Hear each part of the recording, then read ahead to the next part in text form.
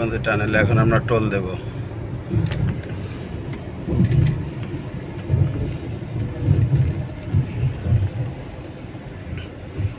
এই এখন টোল, হ্যাঁ এখন টোল দিচ্ছি।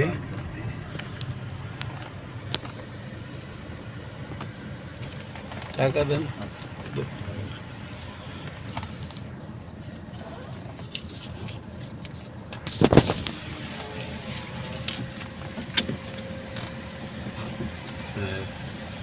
টোল দিতেছি।